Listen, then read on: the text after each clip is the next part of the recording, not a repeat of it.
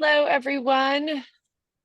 Happy Friday afternoon. It's good to see everyone. Well, I believe it's Friday afternoon for most of the folks we might have, unless you're calling from Hawaii.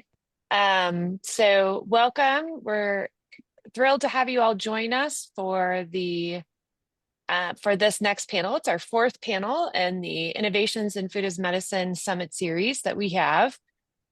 This one will focus on digital health and behavior change in populations using digital health.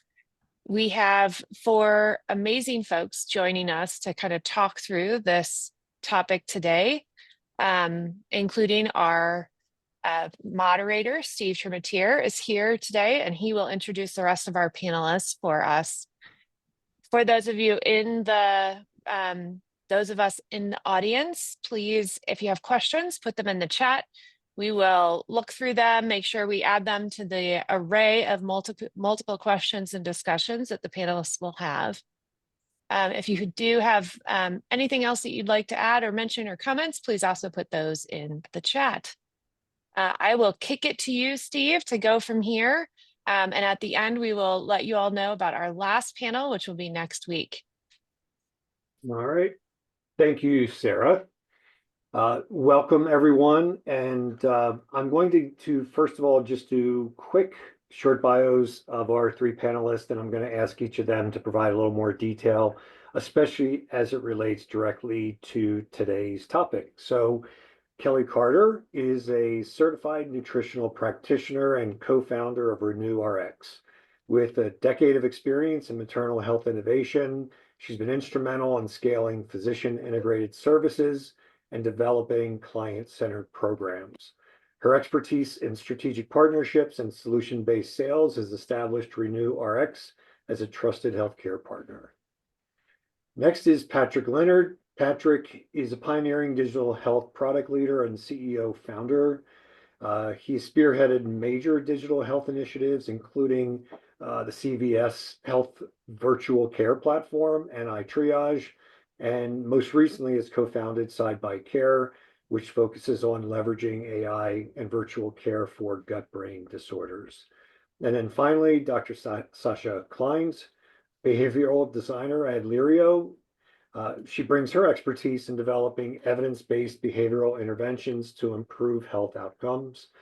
With a background in designing employee health programs and a focus on dietary behavioral change, Dr. Kleins is dedicated to mission-driven healthcare and technology-driven engagement for chronic disease prevention and treatment.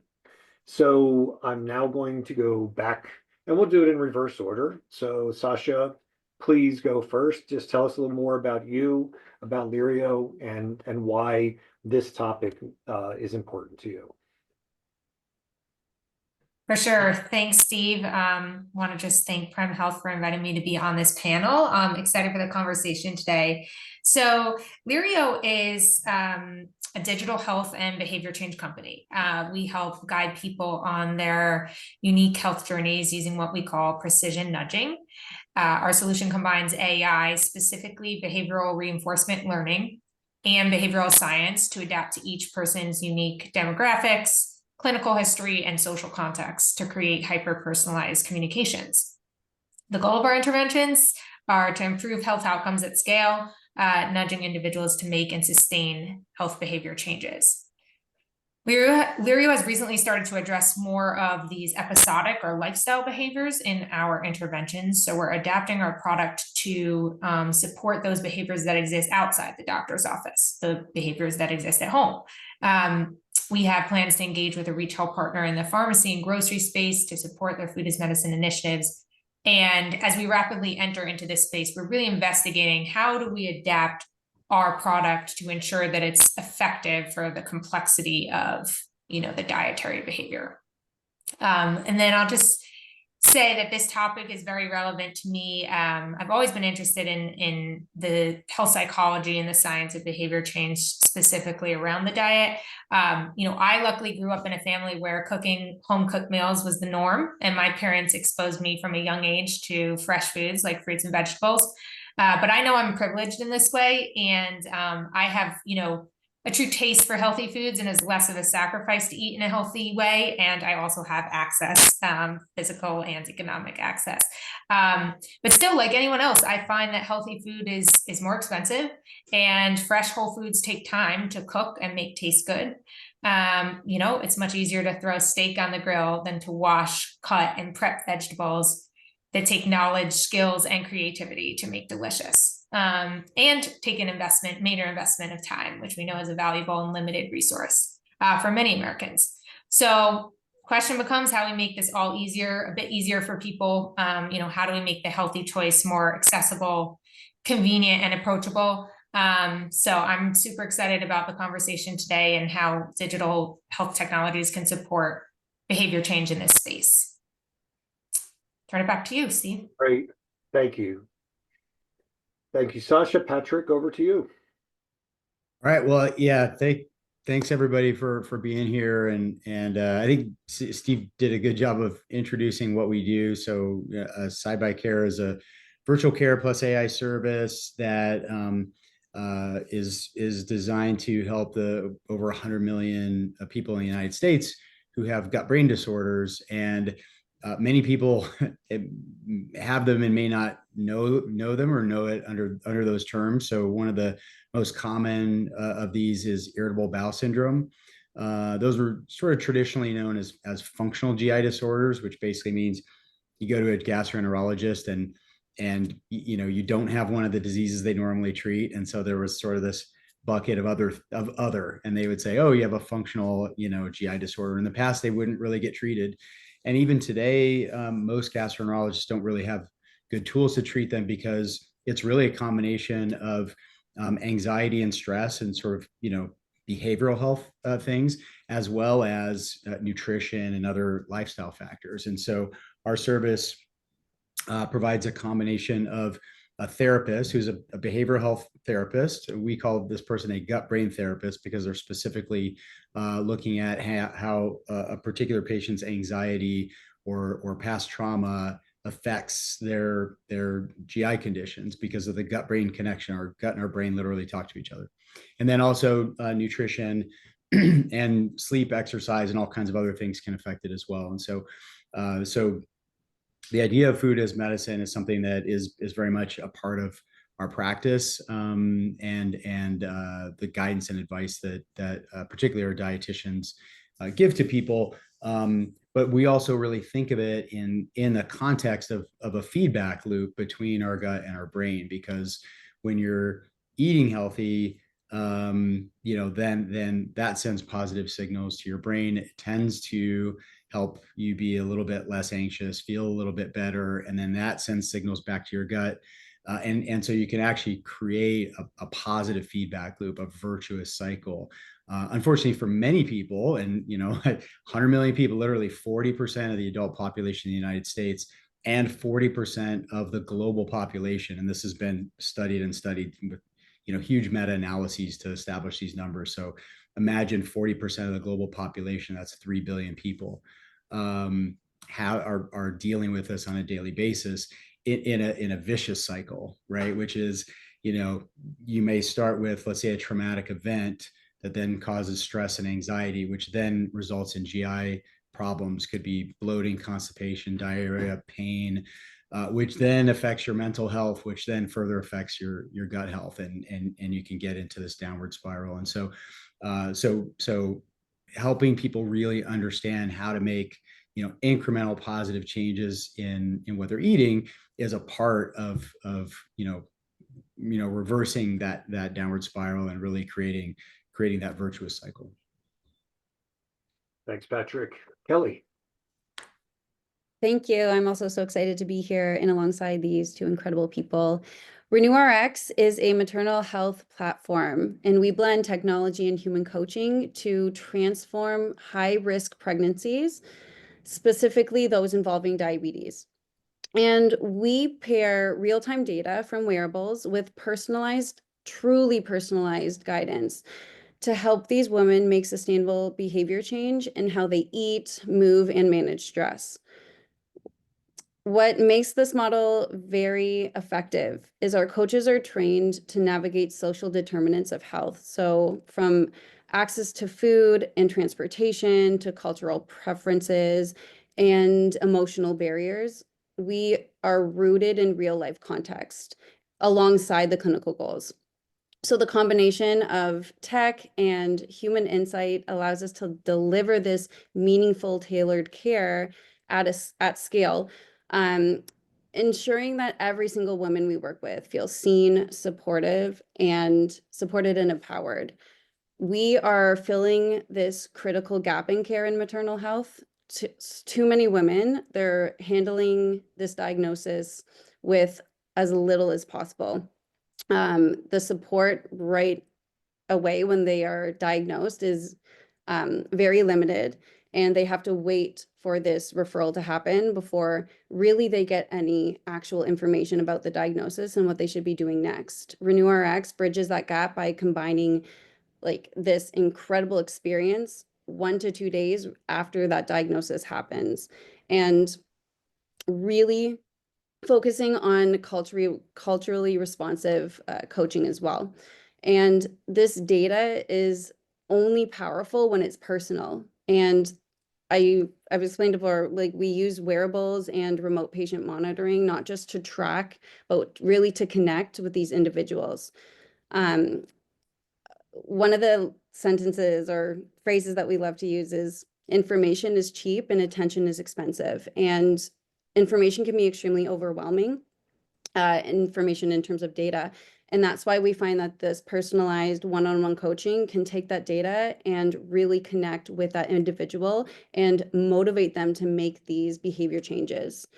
So we also make pregnancy feel less overwhelming and more empowering because of this. And at the heart of RenewRx, we believe that women who are seen, supported, and confident in their choices improves their outcomes, not just for pregnancy, but for generations to come. Thanks, Kelly. I'm definitely going to be getting back to all three panelists around the human element because I think it's critical. I just briefly also wanted to mention who I am. So I'm Steve Tremitiere. I'm based here in Colorado, and I work at the intersection of health, impact, and innovation. And I work kind of across the board trying to identify innovative solutions that matter to people that tend to be underserved. I was working with a big health system in Pennsylvania, Geisinger, when we launched the Fresh Fruit Pharmacy 10 years ago. It was really the first really scaled food as medicine program where we proved if you invest $2,000 a year, you can save $25,000 a year in health costs. But unfortunately, even that kind of an ROI still isn't enough a lot of times for us to be able to just say, let's do this for everybody. And that actually leads me to my first question. With everything that's happening right now in the country, there is just so much uncertainty around all sorts of programs. And certainly anything that's related to food as medicine isn't any different from that. So, and we know that the demand for healthy food is going up. So given all of that in our world right now, what can we do that can have an impact now, knowing that there is, we're not sure whether anything we're doing long term is going to shift significantly. So what are real term, near term things we can do? Patrick, you want to go first? Sorry. Yeah, it's a great question. I mean, I think so much of this always comes down to yeah, a business model, right? Like how do you make sure that you can do this in a way that's economically sustainable? Because if you can't do that, then there's a limit to how much you can do unless it's just structured as a charity. And certainly, there's space for nonprofits, obviously, in this, and the work that they do is super important. But there's also, there can be for-profit models as well that can be really powerful in helping people.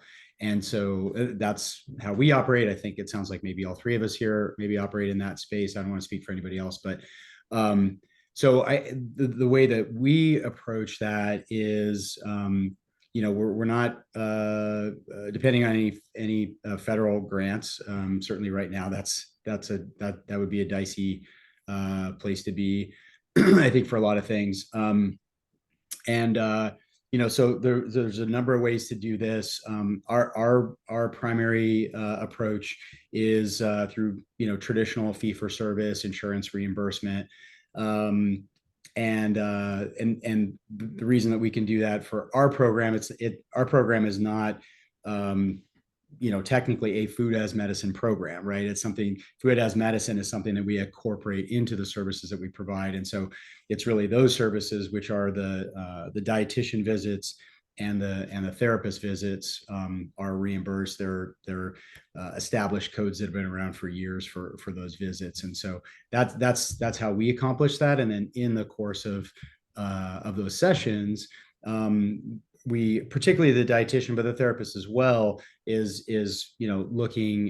talking with the client to understand, where are they and what are their needs and how do we address that. And as I mentioned before, our approach is to not only look at, what they're eating and how they can be eating better. A lot of times that is not even necessarily going to healthy food, but trying to help them reduce unhealthy food. So sometimes the conversation is, hey, you're going to McDonald's 5 days a week right now. What if you were to cut that back to 3 days a week? So it's really, a lot of it is about meeting people where they are. Obviously 3 days a week is not optimal, but it's better than 5, right? And so you have to kind of getting to, the behavioral design of this, which is a big piece of how we approach it as well. And then, we also believe that the behavioral health or mental health side of it is really important as well, because a lot of times if somebody has past trauma they haven't worked through, or chronic anxiety or other things, that can really make it, or a lot of negative self-talk, emotional eating. There's a lot of things that can happen that can make it more difficult to make the nutrition changes. And so we really try to sort of work both sides of that at the same time. Thank you. I have a follow-up, but I'll ask it as part of another question. Kelly, in your world, because you're working with a population that obviously, versus Patrick, for example, where they may be working with someone for years and years. Obviously you're in a different situation because you tend to work with your patients in a shorter time frame. Like what are some of the things that you do that can have the most impact as you start to work with them? Yeah, absolutely. We have our clients from like as little as 2 months to, the most we can have is 6 or 7 months at the most if they have a type 2 diagnosis in pregnancy. So what I find is so impactful is making the human connection so strong, and that individual just has so much trust in what the coach is recommending. And the way that we do that is, so Patrick mentioned earlier, meet this person where they're at. What I find is extremely helpful is we like to leverage accessible and cultural relevant nutrition tools around whatever area we're focusing on. Right now it's Denver, Colorado. So where are there places that, like, where are there food banks or other food as medicine businesses that are making this food more accessible for these individuals? So many of these women are assuming that, especially as a white woman on camera, like I think Sasha talked into this earlier, just a lot of the times just there's no immediate cultural connection there. They assume that, I've always been the way I've been and I have access to everything. So really making sure that we can give these women confidence and the trust in their coach, but also the resources that they have, not just like with RenewRx, but all around. And small changes. Some things that I get my coaches to do is look at what the flyers are this week and give very specific recommendations. If they shop at Sam's Club, only highlight the fruits and vegetables that don't go over like $1 a pound or whatever it is nowadays, just so that this person can actually see, okay, I don't have to eat quinoa and kale to make this happen. I can eat any type of food, real food, and I can shop locally, I can shop I can shop differently, and it can work for me. And the way that we do that is just, again, that one-on-one aspect. Great.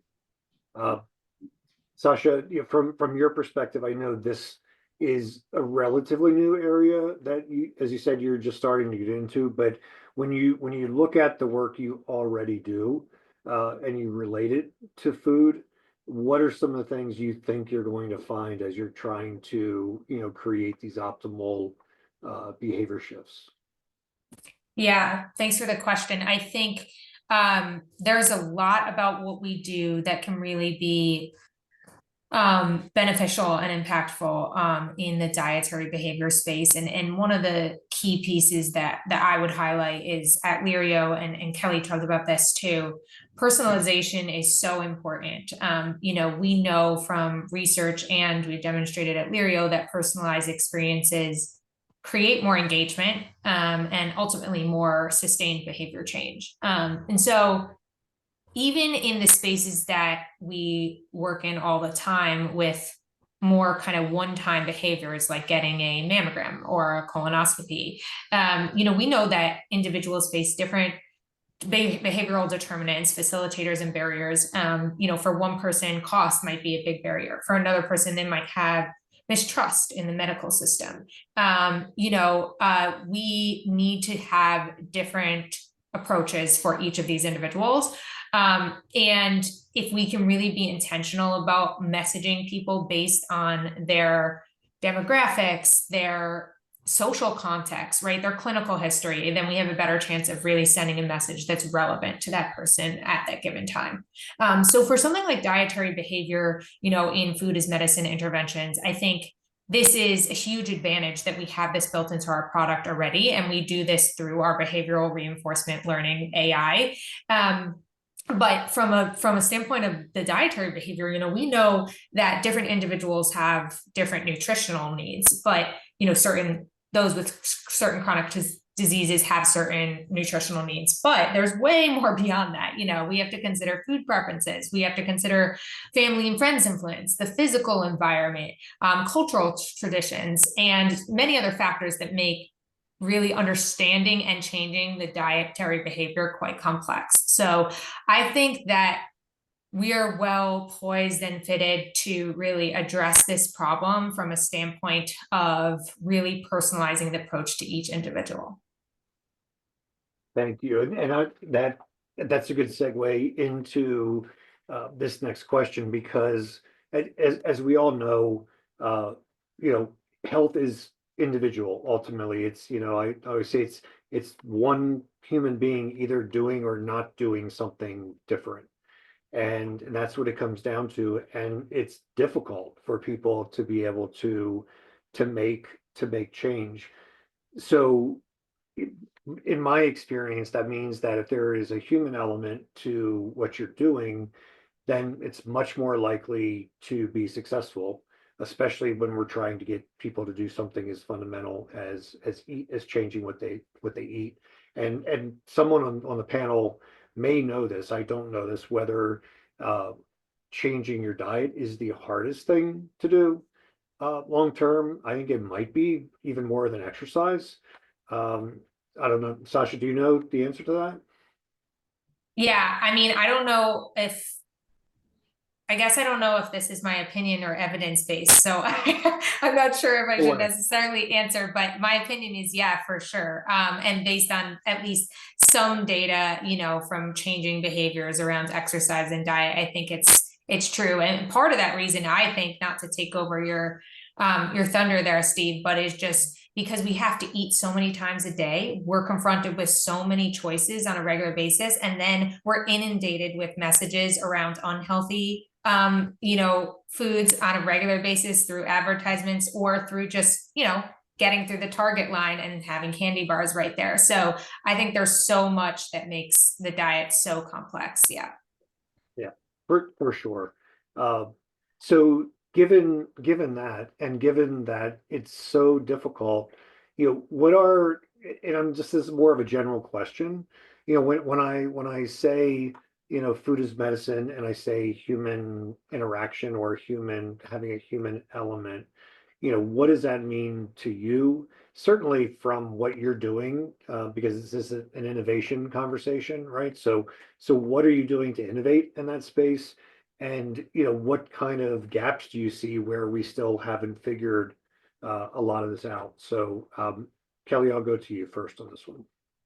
Yeah, so I mean, we leverage technology in the same way that Sasha was talking about. We want to know as much about a person as possible, and then eventually have this AI be able to tell the coach before a meeting, this person seems to have had a very stressful week. Make sure that you show up in a, more gentle way than usual, so that every single time you meet with your coach, they have the bandwidth to be able to show up how, like, in the way that they need to, because we have all of the data and all the technology is literally telling that human, this is the best way for you to show up in order to make an impact on your client today.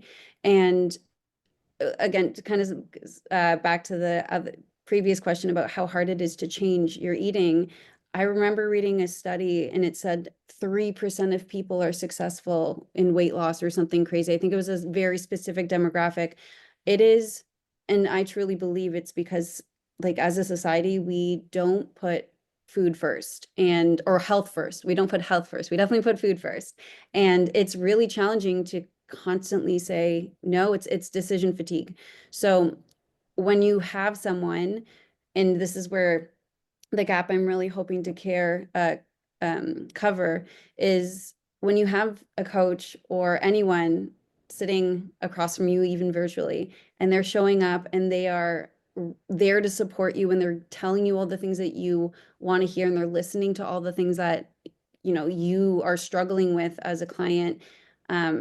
There's motivation and there's discipline. I feel like that's going to really support with both, so that we can effectively change the behavior through technology and in person, human, very efficiently, because it's personally, I've been a coach for over 13 years, and I've been burnt out twice. And it's because it's very challenging to show up to different people within the same day. And our technology is going to leverage just the client human side of things, so that as a coach, all I need to do is show up 5 minutes before a meeting and get a full rundown of how best to show up. Great. Patrick, you want to tackle that one? I don't know. I think Sasha and Kelly covered it pretty well, but just a little bit, we're doing some of the same things, certainly from a different angle. I think the pre-visit prep is a great use case. And something else that we're doing is, we have a human virtual care service. So these are, human dietitians and therapists. But then we're training the AI version, which is not to replace those, but to augment them. So we're currently testing our AI dietitian. And the goal of that, again, is not to replace the dietitian, but to give people a resource in between visits where, hey, it's Friday night, 8 o'clock, and I need some guidance on, maybe what to cook. And, you really need, you can go to ChatGPT, but it doesn't know anything about you. It doesn't know your medical history. It doesn't know any of those kinds of things, and will a lot of times give really poor advice, right? So like one of the things, if you ask ChatGPT about, your nutrition situation, a lot of times it'll be really quick to recommend a low FODMAP diet, for example. And because there's so much of that in the training data, right? So that's what it knows. If you ask one of our dietitians, that's like thing number 12 that they'll try a lot of other things before, because that's a really it's a difficult thing to adhere to. For some people, it can actually be counterproductive. It's something that there's science there, but it needs to be done, thoughtfully. And so, I think it's really important to train these tools in a way that you're really making sure that they're giving good advice and that they're personalized. And I think those are the kind of the two biggest things. And And that's why I say we're testing our AI dietitian. We built the first version of it. We haven't released it to patients yet because we really want to make sure that we feel very confident that it's going to be doing the right things before we put it in people's hands. So that, I think that's a really important point, kind of going back to what I was saying before about one person doing or not doing something. There are these general guidelines out there, which we can say you should exercise, you should eat healthy, but in some cases, eating healthy could actually, what is considered healthy could cause an allergic reaction or whatever is the case. So how do we bridge this gap between there's a percentage of the population that I kind of call the Fitbit crew, right? Which are wearing something that's tracking their life, and they can buy the food that they want to buy, and are able to do that on a continuous basis.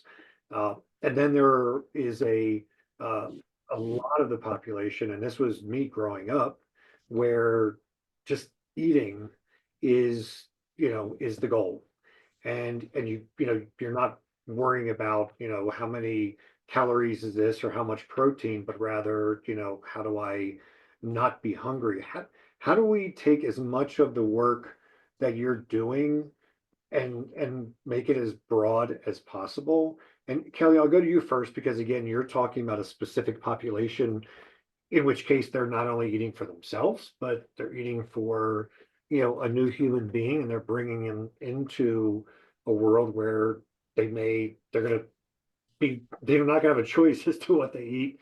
So how do we do a better job of broadening the capability to be able to eat healthy in a way that actually is possible? Yeah, that's a really great question. I would say that my population, the population that RenewRx works with, is one of the most motivated because they're pregnant, and because it's like a short term, it's like, it's only going to be 9 months, or by the time we see them, sometimes it's only 2 more months. And community is a really big way to really make this something that doesn't feel like you're all alone. I feel like it's very isolating when you're the one person that really wants to change how you're eating and how to do that. So you mentioned something so important, is there's a generation or maybe even more of people out there that are eating to eat. They don't care about what they put in their body. They don't have the money, they don't have the time, they don't have whatever it is. They're just eating to eat.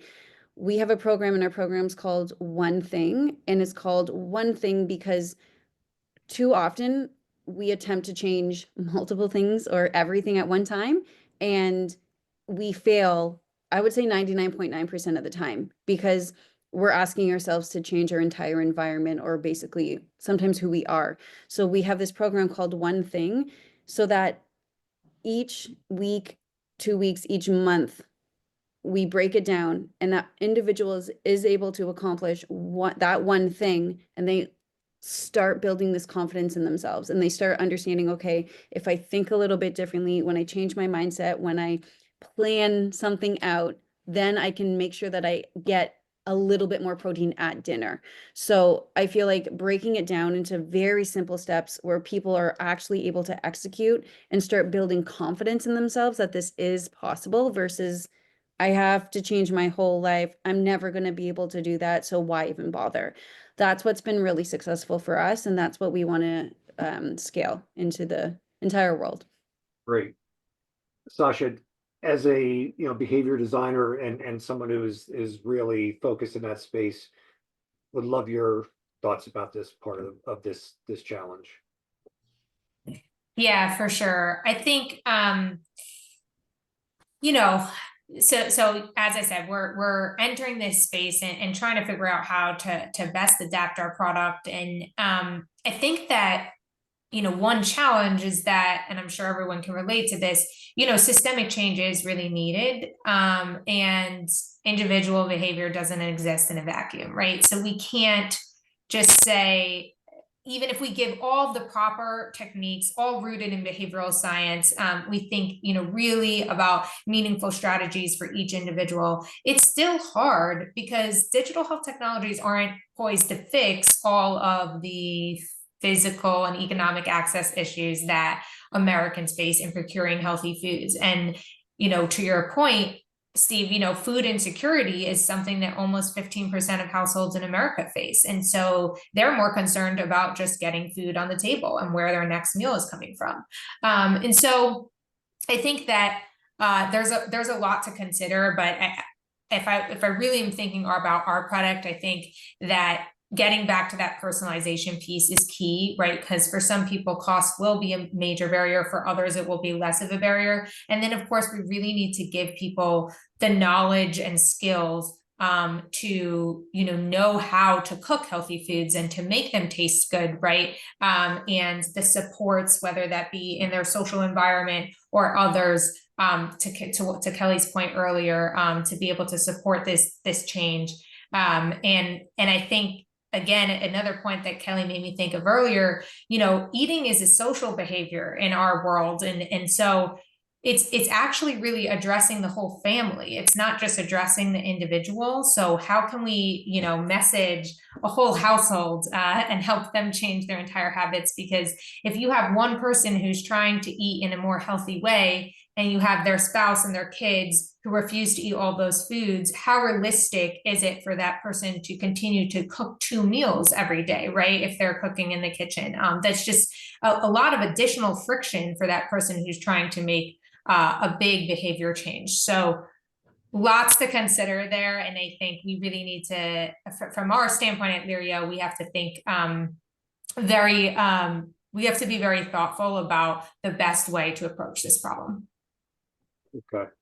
So there, you mentioned, nutrition and eating as a social behavior for sure. And I was thinking back to, the Fresh Food Pharmacy. One of the reasons why it was so successful is because there was community, right? And there were check-ins. And so, there was support. And what we found, and Patrick, I'm going to ask you to go back to this question in a second, but also relate it to what Sasha said about, kind of like a person's ecosystem and how we can support. We also found that, a lot of people that have tried to change their behavior and just have decided, I can't do it, right? I've tried too many times and I can't do it anymore. But when they saw someone else that they cared about able to do it, then they were able to come in as well. And so it kind of had this multiplier effect. So I know you're obviously still early on with what you're doing with SideBuy, but incorporating mental health in earlier, what are some of the things you're doing that you think are not different for the sake of being different, but that you think from an innovation perspective will make a difference? Yeah, I think what Sasha said before is those are important considerations, right? It's we know from population health analysis for decades that one of the most reliable predictors of health is zip code, right? And just based on the data, and that's certainly a very strong correlation. I think you can argue there's a strong causal relationship as well in community and access and economic and access and physical both, as you said. And so I think those are, and the folks that we work with that are eating McDonald's 5 days a week, it's cheap, it's fast, it's been engineered to taste good and be addictive, right? There are real reasons they're getting bombarded with messages all the time. I mean, those are all really real things that are driving that behavior. So yeah, I think it's important to try to take all those things into consideration, which is difficult, right? That there isn't one factor, one thing you can change. There's so many different factors, and there's different, you can almost think of it like a spider graph. For each person, it looks a little bit different. For some people, the economic driver is a huge factor, or the pressure from their family. It's different for everyone. So yeah, I think that for us,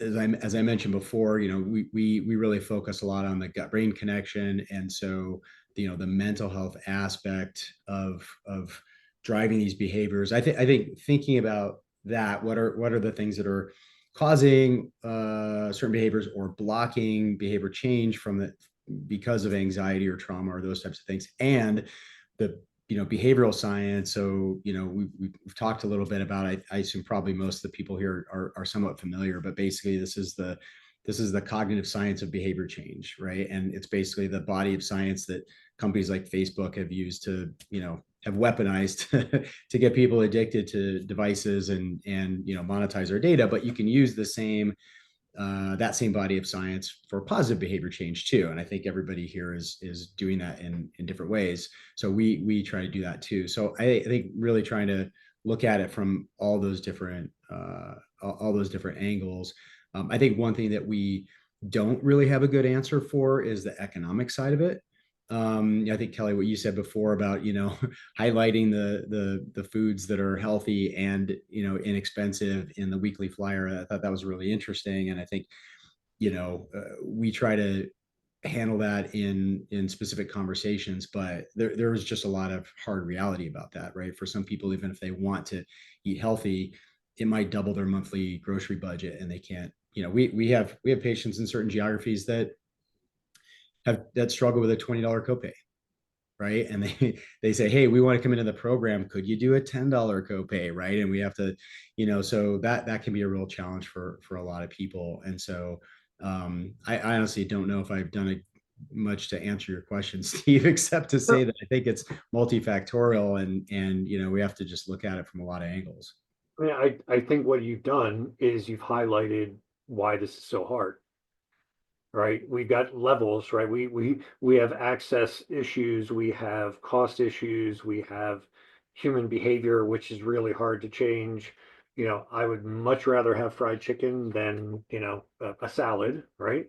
And so all of these challenges put together are hard enough, and then when you add in the mental health aspect of it, and I think that is, even during the course of this conversation, this has been spinning in my head.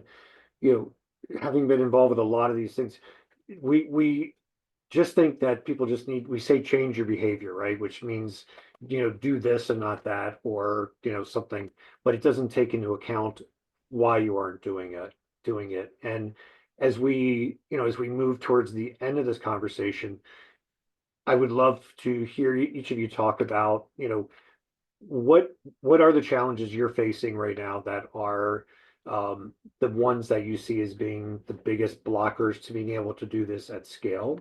And at the same time, because I'm an optimist, like, what is the ray of light? What are one or two things that you see in your work that allow you to be optimistic and feel like we can make a difference in this space? Sasha, you want to go first? Sure. I realize I kind of talked about one of the major challenges that I see, but another one is that I think there's a lack of real-time data in this field, and ability to intervene in real time. And so that's makes work a little bit more difficult, because we have to think about when is the right time to send someone a message. A lot of our product works with a feedback loop, and with something like the diet, a lot of our ability, to measure diet is based on self-report. They're kind of onerous, methods. That it's not something as easy as a Fitbit, where you can get data on a really routine, consistent, and reliable basis. So I think that's really a big challenge.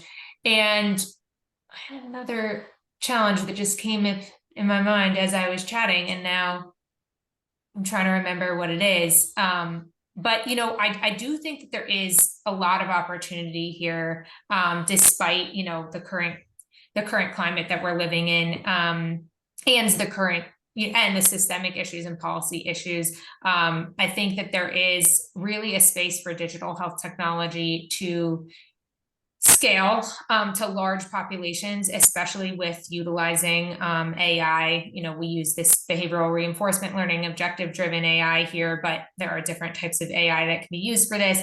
We can use technology to do patient intake. We can use technology to match with dietitians, to match, tailor meals to certain nutritional needs and food preferences. And then we can, of course, at Lirio, what we do is use AI to truly hyper-personalize and be able to send messages to people based on their different circumstances in life. And, it turns out that the relevance and impact of those messages really depends on the person you're talking to. So I think there's really a lot of opportunity there. I do think that, to your earlier point, Steve, retaining some of that human element, and Kelly touched on that, right now might be a good thing. Maybe AI is more in that supportive behavior, reminders and nudges and accountability, but that we retain some of that human aspect with the emotional and empathetic support that a coach or a dietitian can provide, that really might be super crucial and important for some individuals. So I don't actually know if I answered your question either, but maybe the first part of it. No, you did. And if you think of the other thing, obviously just jump right back in. What you did make me think is that if my whoever's giving me the nudge, sounds like my grandmother, I'm probably more likely to do it, or my granddaughter. So that's how can we incorporate our things that really matter to us. Kelly, go ahead. I would say that there's three big blockers that we have, or challenges. The first is healthcare is so hesitant around change. We work with clinics, so we're working with the healthcare system, and they are living in, depending on where you are, different eras, back to like the 1930s. So one of our biggest challenges, and you mentioned it earlier, is the systemic change that is necessary to impact all of America. So that's something that we are definitely aware of.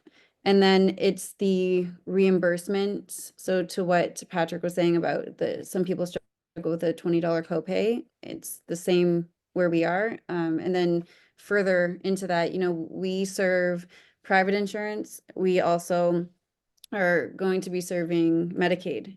And that's really where these challenges are going to continue to come to light. And it's challenging, and it's really exciting that there are a lot of individuals that realize this necessity, that like something has to change. And I'm finding that it's really been impactful, even being on a panel like this, for people to hear RenewRx's story and want to get involved somehow or connect me to someone else. I just feel like what we're doing, all three of us, is extremely impactful to the human.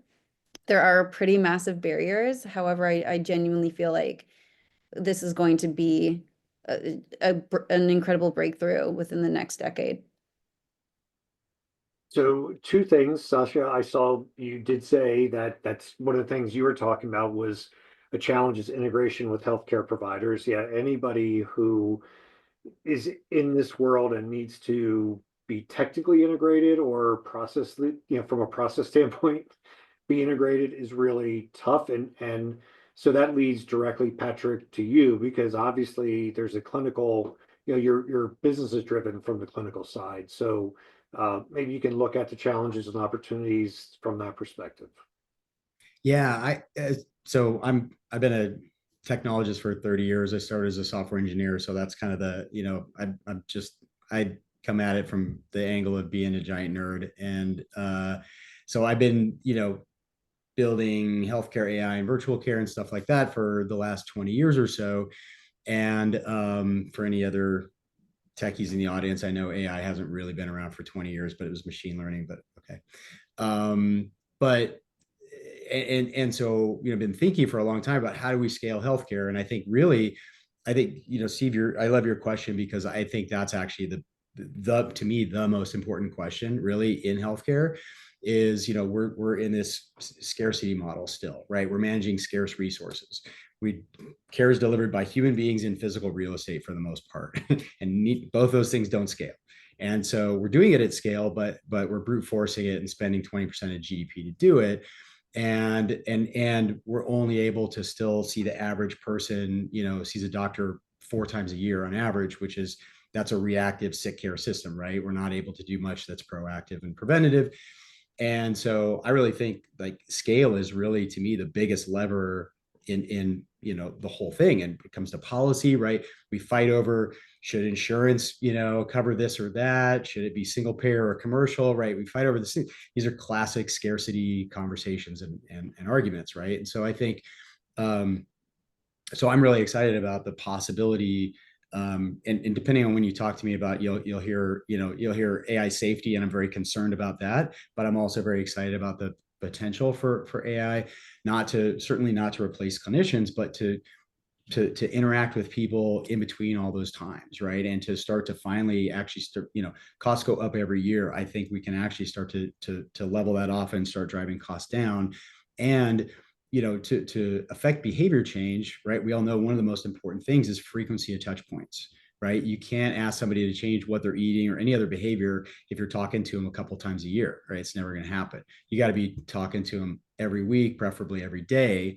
And that's really how you finally start to make those kinds of changes. And so those are all places where I think technology levers can really make a big difference. And a lot of that can be done without having to necessarily integrate with the EHR at the clinic. And, yeah, you got to get your hands dirty sometimes with some of the process integration, but I think a lot of this really can be accomplished outside of that. And so, if you can do that, then you can move even faster. So to me, that's really like the biggest lens. And I would say the broadest thesis of SciByCare is virtual care as the foundation and the starting point, that then we build AI on top of, and we move from talking to people 2-3 times a month to hopefully almost every day. So I'm going to give you all a minute. I'm going to ask one more question. If I gave you $1 billion to make the most difference in the food as medicine challenge, what would you do? And while you think about that for a second, I noticed that Karen Frame posted a note. I met Karen a few years ago. She's a brilliant local entrepreneur and is in this space. And Karen, I don't know if you had a question or obviously you were speaking about Makina, but if there's a specific question there, please throw it out there. All right, Kelly, here's $1 billion. What are you going to do? And I do have a question when you guys have a minute. Yeah. Okay. Well, actually, you know what? Why don't you ask quickly, and then if we have time, we'll do a quick round robin on the $1 billion. Go ahead, Karen. Yeah, so we're rebuilding in an AI first kind of mode. What do you think's gonna make people stickier? Like what I'm really, really focused on is really truly changing habits for consumers. Just like you said, Sasha, I think you said that feedback loop with respect to data really makes a lot of sense. Should I catch them before they go grocery shopping, when they're grocery shopping, or after they get back to get rewarded again? I mean, we kind of do the whole loop currently. How would you recreate or rebuild something like this? Who would like to answer that one? Yeah, I know it's kind of a discombobulate. I didn't have my mushroom matcha this morning, guys. Well, I guess someone needed to nudge you to have it. Yeah, totally. I mean, when you talk about stickiness, what I find is super helpful is when that person feels like what you're saying like is so valuable to them and it's speaking directly to them. So depending on whether you're catching them before shopping or I would say personally catch me before I'm shopping, because when I'm shopping I'm like beelining it because I don't want to get distracted by any of the just honestly all the food or the food-like products that are there. But I Mhm. find that stickiness is with my clients when I'm able to show up and like really talk to them and they see their data. And when I give them um, a suggestion and they change it and then their data changes in a positive way, then they're like, this is working for me. I'm okay. What's next? So I find that that's how we leverage the data in tech as well. We want them to get excited and motivated by their data so that we can continue that loop. Great. Sasha, I saw you come off mute. Do you wanna Yeah, I recap? think Patrick was off mute before me though, so. No, go. Um, I was already. Go ahead, Sasha. all right, all right. Yeah, I was gonna say, I think one of the really difficult things around dietary behavior change among many is that there's a lag time between kind of the reward and your behavior change. So you're asked to perhaps sacrifice, right? You're being asked to eat a salad instead of the fried chicken, right, Patrick? And then you're not actually necessarily feeling the benefits right away. And so in behavior change, it's much easier to change behavior when you have a tangible benefit or reward that occurs very close to the time of behavior change. With something like the diet, okay, maybe in a week you're feeling more energy, right? You have improved mental health. Perhaps in a month you've improved your blood pressure or your A1C if you're lucky. But a lot of times the benefits are really long down the road. And so that's, of course, the name of the game with preventive health. But I guess my advice would be to just think about how to provide real rewards in real time. If you're providing, I don't know if you're providing economic rewards or incentives or what your product looks like, but I think that really creates something sticky for people. But then outside of that, we use a model called COM-B at Lirio, where we're analyzing someone's capability, opportunity, and motivation to think about the determinants in those constructs around the behavior. And so motivational quality is a big deal, right? Like, why are they really wanting to make this change? Because if that's a really good quality of motivation, if it's, to stay healthy for their loved ones, to chase their grandchildren, reminding them of that mantra, like Kelly probably knows from her coaching, is huge. And when they're thinking about, kind of these daily, more smaller behavior changes. Yeah, I mean, we give people cash back and also points, and then they can exchange those points for additional cash or free product or swag. It's all up to the brand, or it's up to Makina, because we have 20 new offers every week. Everything from organic apples to biodegradable toilet paper, quite frankly. So we're trying, and I want to build in gamification. I'm not really sure how to do that as well, but I can pick your brains, one by one. Talk Well, this again. This will go out, this will be recorded, so Yeah.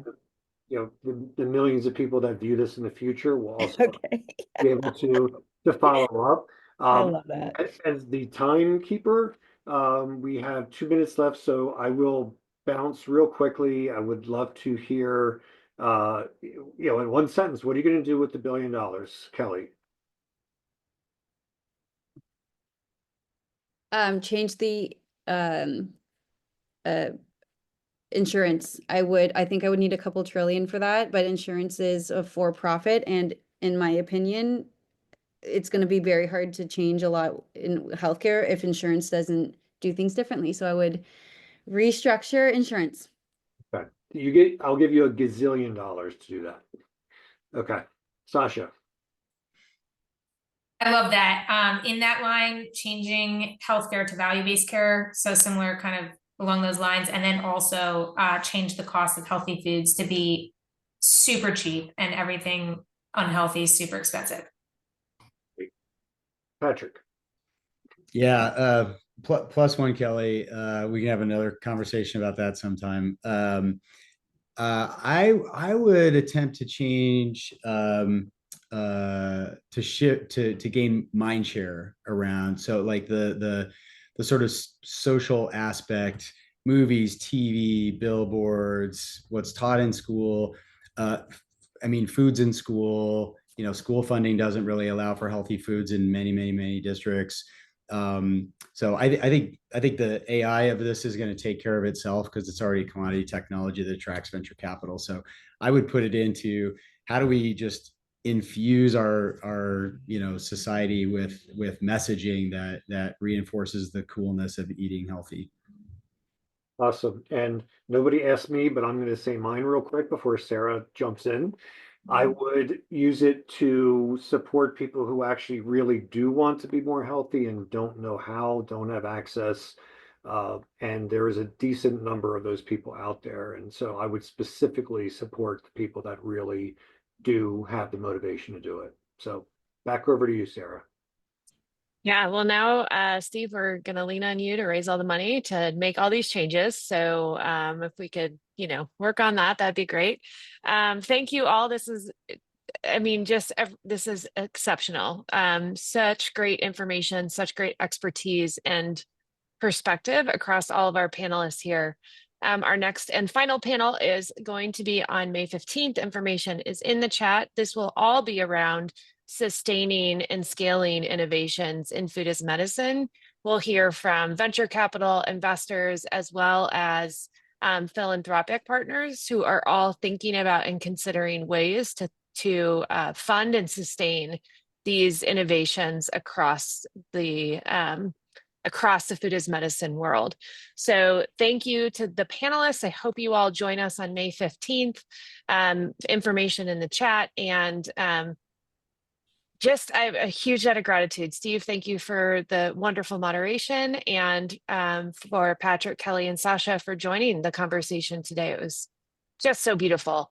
Everyone enjoy a beautiful day and have a wonderful weekend. Thank you so much. Thanks for Everybody. having us. Bye-bye. Bye, y'all.